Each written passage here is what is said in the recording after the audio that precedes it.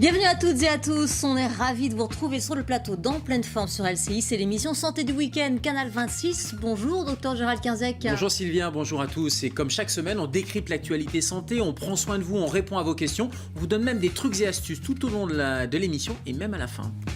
Et aujourd'hui au sommaire, nous parlerons de votre vue à l'occasion de la Journée mondiale de la vision qui a eu lieu cette semaine. Exactement, et on reçoit notre invité de la semaine, le docteur Catherine Albouganem, qui est chirurgien ophtalmologiste, qui va nous donner plein de trucs et astuces justement pour prendre soin de nos yeux. Puis on parlera de toutes les nouvelles techniques, du laser, bref, tout ce qui peut nous aider à mieux voir. Et nous parlerons aussi, Gérald, de jeux thérapeutiques vidéo, de Serious Games qui vous aident à aller mieux. Le numérique ouvre tout un champ du possible. On vous explique tout cela, vous verrez. Le défi santé, comme chaque semaine, on a un geste santé plus exactement, un geste qui va, un tout petit geste, mais qui va permettre de changer votre quotidien et qui va vous faire le plus grand bien. Allez, réagissez, commentez l'émission en direct avec le hashtag En Pleine Forme et le compte Twitter de l'émission. Nous attendons vos réactions. Tout de suite, c'est le Scan Actu de la semaine. Et comme tous les week-ends, on balaye l'actualité santé de la semaine avec votre décryptage, docteur. Nous avons sélectionné quelques articles. On commence par celui-ci dans le Parisien qui a accroché notre regard. On apprend qu'1 million de Français financent leur santé à crédit. 2% demandent à la famille, 2% sollicitent carrément un crédit. Alors cela fait penser au système de santé à l'américaine. Pourtant, on en est encore loin. En France, comment on peut expliquer cela, docteur ? C'est la fameuse médecine à deux vitesses. On nous brandit à chaque fois l'épouvantail de la médecine à deux vitesses. Et c'est vrai que pour certains Français, on a l'impression d'être, et c'est pas qu'une impression, d'être de moins en moins remboursés. Et c'est vrai parce que la sécurité sociale se désengage. Il y a plein de soins maintenant qui ne sont plus remboursés, alors qu'ils étaient remboursés il y a ne serait-ce que quelques années. Et puis les complémentaires, les mutuelles complémentaires qui étaient censées prendre le relais et qui ne reprennent pas forcément justement ce relais-là. D'où le reste à charge pour les familles, pour les patients qui est de plus en plus important. Et puis le troisième élément, c'est que souvent on tape sur les médecins. Ce sont les dépassements d'honoraires qui coûtent cher et qui font que ce reste à charge qu'on sort de notre porte-monnaie a augmenté, sauf qu'il faut bien voir que les médecins, les technologies ont évolué, les assurances ont énormément augmenté également et les actes n'ont pas été revalorisés. Donc le vrai problème, il faudrait mettre un peu tout ça à plat, remettre à plat, voir le rôle de la sécurité sociale, combien elle rembourse, combien remboursent les mutuelles complémentaires, parce qu'on sait que les cotisations elles augmentent, les remboursements parfois n'augmentent pas en parallèle, et puis revoir et revaloriser les actes médicaux. Quand on voit qu'une chirurgie, on en parlera tout à l'heure dans la chirurgie des yeux par exemple, n'a pas été revalorisée, ou une appendicectomie, vous savez quand on enlève l'appendice pour une crise d'appendicite, c'est moins d'une centaine d'euros. Comment voulez-vous en 2018 qu'un chirurgien avec l'équipe chirurgicale et la sécurité puisse vivre avec simplement ce remboursement? D'où ces dépassements d'honoraires qui ne sont pas finalement des dépassements. Alors, il y a quelques abus bien sûr, on en connaît tous, mais dans l'immense majorité des cas, c'est simplement un rattrapage d'un retard de remboursement. Elle a des conseils quand même pour alléger son budget santé, docteur ? Des conseils. Alors, il y a les mutuelles, il faut bien choisir sa mutuelle et c'est important de regarder à quoi vous avez droit en médecine conventionnelle, en remboursement, en consultation et puis en actes chirurgicaux. On sait que l'optique et le dentaire par exemple sont des deux secteurs qui sont particulièrement touchés. Alors le gouvernement nous a promis le reste à charge zéro, c'est-à-dire 0 € pour remplacer ses lunettes ou pour des prothèses dentaires. On va voir ce que ça donne, il y a beaucoup de choses qui vont changer, mais l'idée aussi c'est de mettre en concurrence. Allez, on en vient à ce décès d'une femme aux urgences, une septuagénaire qui est décédée en mars après plus de 2 heures d'attente. On en avait parlé à l'époque, sauf qu'aujourd'hui, bien, un pré-rapport d'expertise est sorti et il pointe un manquement du CHU de Reims. Alors évidemment, quand on lit cela, ça crée l'inquiétude. Est-ce fréquent dans les services d'urgence bien qu'un patient décède à cause d'un temps d'attente trop long ?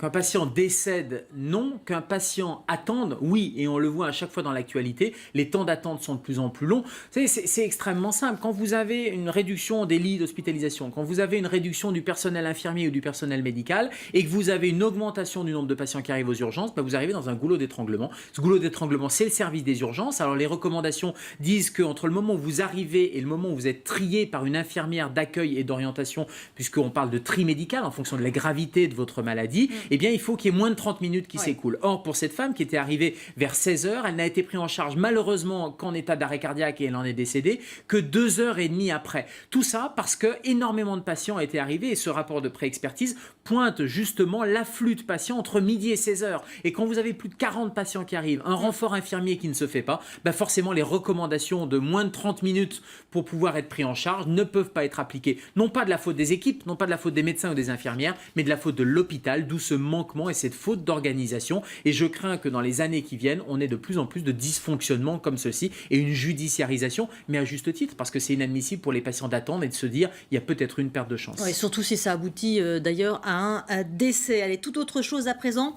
Avec cet article que l'on a pioché, on a découvert ce robot 1000 pattes transporteur de médicaments dans le corps. Vous allez voir, ce sont des scientifiques de l'université de Hong Kong qui ont mis au point ce robot capable d'aller administrer un médicament à un endroit très précis du corps. Alors on dirait de la science-fiction, docteur, mais c'est très sérieux. Alors, c'est pas de la science-fiction, c'est vrai que là, c'est un petit robot. En fait, c'est toute la nanomédecine. Nano, ça veut dire quoi? Ça veut dire extrêmement petit. C'est à peine visible à l'œil nu, mais que ce soit des petits robots, comme on voit, qui sont capables de bouger, qui sont capables de véhiculer. Toute cette nanomédecine, c'est une médecine de l'infiniment petit pour aller à des endroits... 0,15 mm d'épaisseur. Exactement, et ça peut porter, c'est tout petit, mais ça peut porter 100 fois son poids. Et c'est tout l'intérêt, parce que ça peut porter, et ça sert de véhicule. De véhicule à quoi? De véhicule, par exemple, à un médicament. Actuellement, on prend nos médicaments par la bouche et ça passe dans l'estomac. Là, ces nanoparticules, ces nanorobots ou ces nanomédicaments vont être capables de transporter un médicament et d'aller l'emmener exactement à l'endroit où on a envie que ça soit la cible thérapeutique. On pense au cancer, par exemple. On n'a pas envie que les chimiothérapies détruisent les cellules bien portantes, mais ne détruisent que les cellules qui sont des cellules cancéreuses. Et bien, grâce à ces nanorobots, c'est une voie de plus qui s'ouvre. C'est, j'allais dire, une autoroute qui s'ouvre malgré leur infiniment petit. Alors, en tout cas, on peut dire en tout cas que les chercheurs se sont inspirés de la nature, rien de révolutionnaire là-dedans. Ils ont été prendre le mille pattes apparemment, ce qui est voilà l'insecte le plus... Exactement, c'est comme une chenille, c'est un mille pattes. Alors là, on voit que ça ressemble vraiment à un mille pattes, mais dans cette nanomédecine, on peut imaginer, et on a des virus qui transportent. Donc là aussi, ils se sont non seulement inspirés de la nature, mais il n'y a même pas besoin de technologie. On prend les virus, on les modifie génétiquement, et ce sont les virus qui vont servir de nanorobots. Donc c'est vraiment la médecine qui se sert de la nature et qui va entrer au cœur des cellules. Et il y a notamment la semaine prochaine le Big Bang du Figaro, c'est tout ce qui va être Big Bang de la médecine, tout ce qui va être nouveau, non pas dans les décennies, mais vraiment dans les semaines, j'allais dire, ou dans les mois qui arrivent. Autre article qui a retenu notre attention, ce sont les délais d'attente qui s'allongent pour obtenir un rendez-vous. Cela concerne les ophtalmos, parfois jusqu'à 80 jours, soit près de 3 mois. Le dermatologue, 2 mois, près de 2 mois aussi pour le cardiologue, 1 mois et demi pour le gynécologue. Alors on attend encore trop longtemps pour avoir un rendez-vous. On précise qu'il s'agit de spécialistes avant tout, les généralistes ça va un peu plus vite. Alors, les généralistes, c'est 6 jours en moyenne, et il faut quand même voir le verre à moitié plein plutôt que de le voir à moitié vide aussi. Les généralistes, quand il s'agit d'une urgence, dans cette enquête du ministère de la Santé, en moins de 2 jours, eh bien, plus d'un Français sur 2 avait accès quand même à son médecin généraliste. C'est pareil aussi pour les ophtalmos, les dermatos, les gynécos, même si c'est long quand il s'agit de rendez-vous de contrôle de routine, c'est quand même plus court, et il faut saluer quand même ces délais plus courts, parce que ça montre que les médecins s'organisent pour dégager des plages, notamment pour les urgences, ou quand vous avez besoin d'un rendez-vous un peu par anticipation. Et puis, on sait que maintenant, les carnets de rendez-vous électroniques, vous avez des sites qui permettent de prendre rendez-vous plus facilement. Et là aussi, ça permet de diminuer les délais d'attente. Mais c'est vrai qu'il y a encore un problème sur les ophtalmos, les dermatos. Pourquoi? Parce que bien, ce sont des spécialités qui, pendant des années, ont été restreintes en termes de nombre de médecins formés. Ben, on est en train d'en payer le prix. Alors, même si le numerus clausus va être supprimé... Oui, ça devrait s'améliorer, normalement. Ça devrait s'améliorer. On va modifier la sélection, mais on ne va pas augmenter le nombre de médecins comme ça du jour au lendemain. Et la suppression du numerus clausus, c'est la suppression du mode de sélection. Et c'est pas la suppression de la limitation du nombre de médecins. Et puis les ophtalmos se sont organisés, il y a des orthoptistes aussi, et ils travaillent par délégation de tâches en collaboration avec les ophtalmos. Allez, merci Gérald. On va parler à présent de notre vue justement avec notre invité du jour. Et on ne le sait sans doute pas, mais la plupart des Français présentent un trouble visuel. Nous sommes plus de 44 millions à porter des lunettes ou des lentilles à l'occasion de la journée mondiale de la vue. D'ailleurs, vous aussi, Gérald, vous avez mis vos lunettes pour l'occasion. Vous avez remarqué un changement là, cette semaine? J'ai mis mes lunettes. D'habitude, je les laisse à côté. Là, je les ai mis spécial vue. Allez, avec nous pour en parler, nous sommes avec le docteur Catherine Albou-Ganem. Bonjour. Alors, on va parler juste un peu d'anatomie avant de parler de toutes ces pathologies et surtout des nouvelles techniques et des moyens de prévention pour rappeler ce qu'est l'œil, puisque l'œil, c'est les mammifères, les oiseaux, les reptiles, on a tous au moins un point commun, c'est d'avoir un œil ou 2 yeux, et c'est un globe oculaire. Là, je vous ai fait une coupe vue de dessus avec en haut de l'image, c'est l'avant de l'œil, et on voit qu'on a la pupille, qu'on a l'iris, qu'on a le cristallin, qui est cette fameuse lentille d'accommodation. d'articulation. Tout ça, c'est ce qu'on appelle la partie avant, le segment antérieur. Et puis à l'arrière, il y a le segment postérieur avec le corps vitré. On parlera dans l'émission de ces petites taches qu'on voit. Et bien parfois, ce sont des petites taches qui sont liées justement à ce corps vitré. Et puis à l'arrière, un organe extrêmement important, la rétine. On parlera aussi de DMLA, c'est dégénérescence maculaire liée à l'âge. La rétine qui permet de convertir les rayons lumineux qui vont traverser le globe oculaire et arriver à l'arrière vers le nerf optique, puisque l'œil, ce n'est finalement qu'un vecteur de transmission, là aussi, pour transformer les rayons lumineux en signal neurologique à l'arrière et en image interprétable par le cerveau. Alors, comment va la santé visuelle des Français, docteur? On apprend que 7 Français sur 10 de plus de 20 ans portent des lunettes. Est-ce que c'est une proportion qui augmente? Alors, c'est une proportion qui augmente parce que le nombre de myopes augmente. En particulier chez les jeunes, on s'est aperçu qu'il y avait une épidémie de myopie. Alors, pour des facteurs divers, mais essentiellement parce que les jeunes sont en univers proche, alors qu'avant, ils étaient plutôt à regarder la télé. Maintenant, ils sont plutôt sur leur tablette et sur leurs ordinateurs, qui est très proche. Et surtout, le fait qu'ils soient sur leurs ordinateurs et sur leur tablette les empêche de sortir. Et c'est la privation de lumière du jour qui fait qu'on augmente la myopie. Là, vous nous dites que les écrans, la multiplication des écrans, finalement, ce qu'on connaît aujourd'hui, eh bien, c'est ça la principale cause de cette myopie galopante. Il faut faire sortir les enfants. Et il y a des mesures qui sont prises en Asie où il y a vraiment une recrudescence énorme. Et en Asie, on impose une récréation et on impose aux enfants de sortir surtout et on les empêche de rester à l'intérieur. Bon, heureusement, on a encore des récréations aussi en France. Voilà, on a encore la récréation et il faut profiter des week-ends pour essayer de leur faire du sport dehors. Et il y a vraiment l'effet direct et indirect. Direct lié à l'écran et indirect parce qu'on est devant un écran, on n'est pas à l'extérieur et on ne sort pas, on ne bénéficie pas de la lumière visuelle. Vous parlez des adolescents, mais les enfants sont aussi concernés, tous les âges sont concernés ça par commence ces troubles visuels. Oui, ça commence jeune. Est-ce que nous avons un capital visuel ? Alors, on a un capital visuel. Le problème aujourd'hui, c'est que effectivement, on vit de plus en plus vieux et que on a des pathologies qui arrivent liées à l'âge. Gérald parlait tout à l'heure de la DMLA, effectivement. C'est sûr que quand la moyenne d'âge s'arrêtait à 60-65, on était un petit peu limité dans ce domaine-là. Et aujourd'hui, il faut considérer que la rétine doit vivre une centaine d'années. Et effectivement, donc il faut se protéger, prendre des précautions, en particulier se protéger du soleil et faire attention. On reviendra sur ces comportements dangereux et sur ces gestes de prévention pour protéger sa rétine. Quelles sont les principales maladies ophtalmologiques que vous voyez dans votre cabinet? Alors, il y a des... les troubles visuels essentiels, c'est les troubles liés au fait qu'il faut porter des lunettes, c'est-à-dire la myopie, l'hypermétropie, l'astigmatisme et la presbytie. C'est quand même ça la majorité des consultations en ophtalmologie. Et ces consultations doivent permettre aussi de déceler trop de tension dans l'œil, qui peut aboutir à un glaucome, et puis de déceler des problèmes au niveau rétinien. Il faut parler du diabète aussi, qui a des conséquences aussi sur la vue, qui peuvent être très graves, beaucoup moins aujourd'hui, parce qu'effectivement, il y a une prévention qui est faite. On sait que quand on est diabétique, il faut aller chez l'ophtalmo. Ça fait partie des bilans. Donc, c'est des pathologies qui sont relativement fréquentes, mais qui se raréfient, et d'autres apparaissent comme la DMLA. Est-ce que ces troubles sont héréditaires? Est-ce qu'il faut prendre ses précautions si dans sa famille, tout le monde a des lunettes? Dans les troubles visuels correctifs, c'est-à-dire la réfraction, les troubles de la réfraction, effectivement, il y a des familles de myopes, il y a des familles d'hypermétropes, donc effectivement, il faut faire attention. Il y a des glaucomes familiaux, et ça c'est très important, il faut le savoir, c'est-à-dire que quand quelqu'un dans la famille a un glaucome, il faut que toutes les frères et sœurs aillent voir un ophtalmologiste et que la descendance, surtout, se fasse contrôler l'attention très souvent. Surtout si c'est un glaucome qui est arrivé dans une première partie de vie, ou en tout cas plus précocement que le glaucome qui finalement est un peu physiologique en deuxième partie de vie après 50 ans. C'est-à-dire qu'à partir de 40 ans, quelqu'un qui a un glaucome dans sa famille doit aller voir un ophtalmologiste très régulièrement pour se faire prendre l'attention. On parlait de prévention, quels sont les comportements dangereux pour nos yeux ? Alors, les écrans, on en parlait tout à l'heure, effectivement, il faut faire attention aux écrans, surtout chez les jeunes, parce que justement, ils devront vivre très longtemps, et donc il faut se protéger la vision, et la rétine en particulier, le soleil, qui est un facteur très favorisant de cataracte et de DMLA. Et donc, il y a des précautions à prendre. Porter des lunettes de soleil, ça c'est vraiment... Et chez les enfants très jeunes. Oui. Notre génération n'a jamais porté de lunettes bébé. Et aujourd'hui, il faut faire porter des lunettes aux plus petits. C'est vrai qu'il y a beaucoup de messages de prévention sur la peau, mais avec la peau, il y a aussi les yeux qui sont importants, avec des lunettes de bonne qualité et achetées dans de bons endroits. On peut aussi préciser qu'il n'y a pas toujours besoin de porter des lunettes. Parfois, les petits problèmes qu'on a peuvent se régler en allant chez l'orthoptiste. D'ailleurs, c'est vous qui prescrivez tout ça. Tout à fait. Alors, il y a des problèmes, en particulier des troubles troubles oculomoteurs, des insuffisances de convergence. Et ça se décèle effectivement par un examen ophtalmologique. Et l'ophtalmo peut prescrire des séances de rééducation. Quand il y a une fatigue oculaire, qu'on a du mal, qu'on a des céphalées, des maux de tête, on peut effectivement bénéficier de rééducation. Alors on va balayer avec vous un certain nombre d'idées reçues comme pour chaque semaine. On a pu lire que les yeux clairs sont plus fragiles. Est-ce que c'est vrai?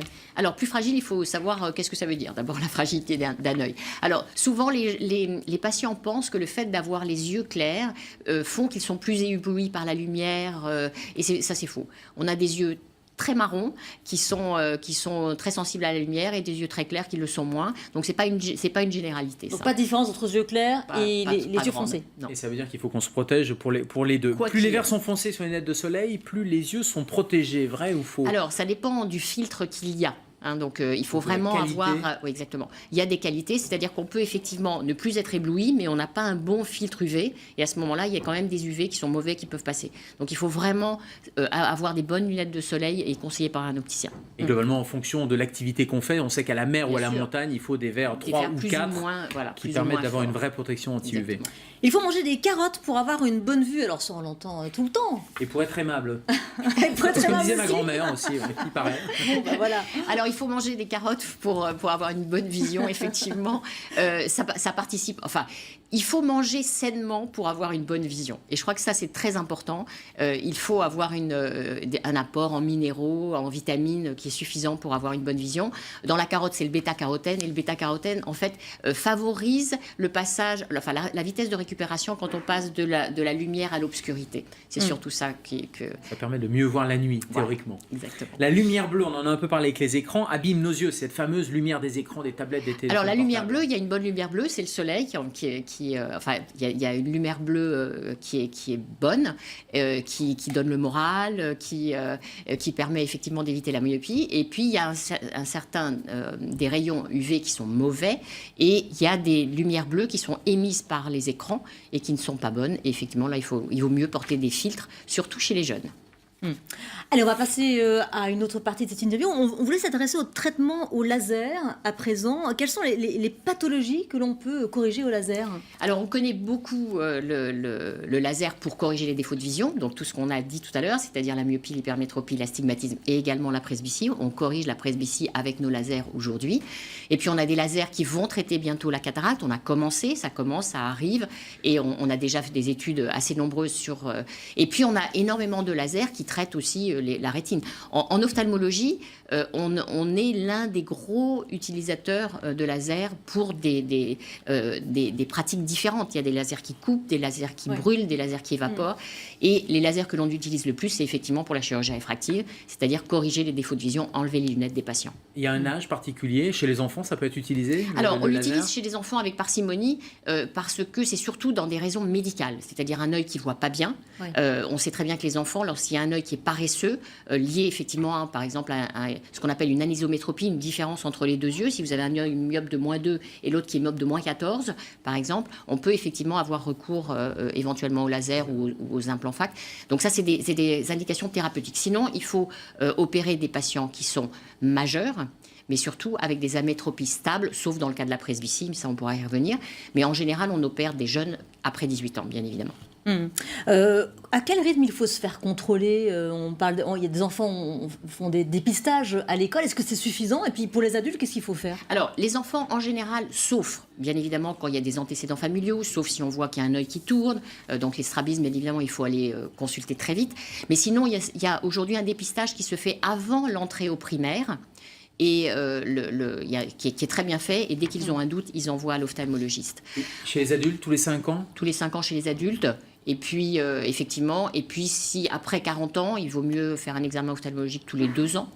Et puis, les enfants, quand ils ont des problèmes visuels, c'est-à-dire qu'ils ont besoin de porter des lunettes tous les ans. Oui, il faut contrôler. Merci beaucoup, docteur Al-Bouganem, d'être venu sur LCI dans pleine forme. Restez avec nous. À suivre, c'est notre rubrique J'ai testé.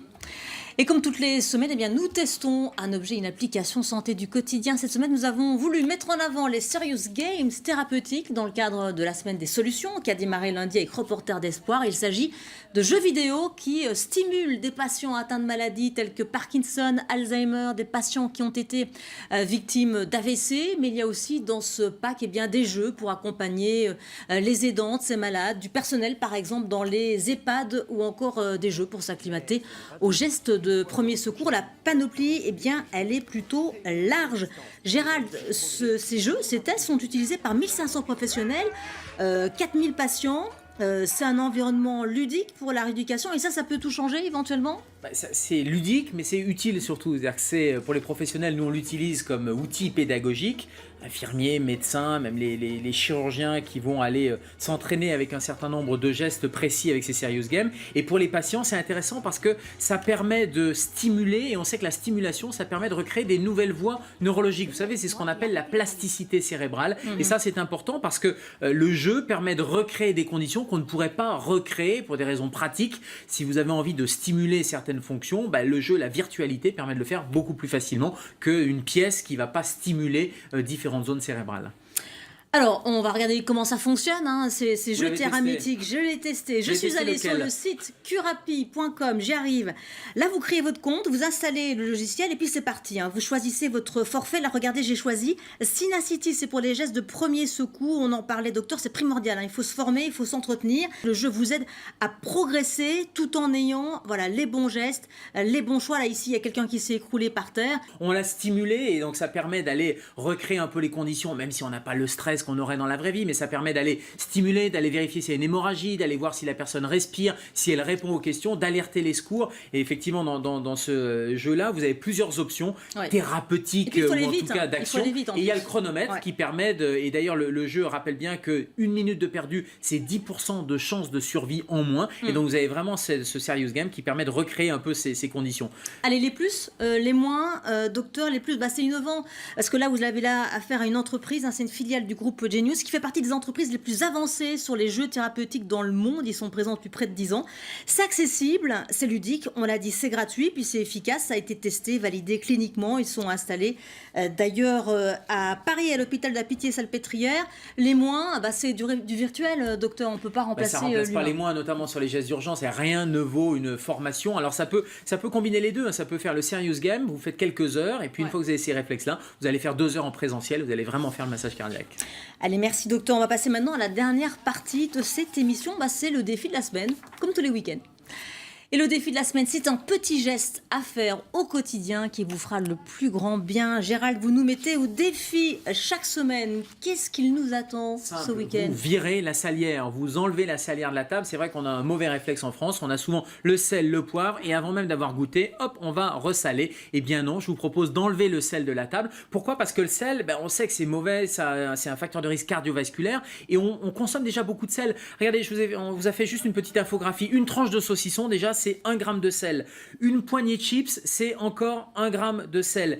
Le pain que vous mangez, pain de mie par exemple, il y a quelques tranches simplement, c'est déjà du sel que vous avez dans votre alimentation. Et une part de pizza, là aussi c'est bourré de sel. Bref, le sel c'est vital, mais on a déjà la quantité suffisante dans notre alimentation. Et on sait qu'on en consomme trop. En France, on en consomme quasiment 12 grammes par jour, alors que l'Organisation mondiale de la santé recommande d'en consommer moins de 5 grammes. Donc on est à 2 fois plus. Donc ça ne sert à rien d'aller rajouter du sel dans son alimentation. Il y a une différence homme-femme d'ailleurs. Pourquoi, docteur ?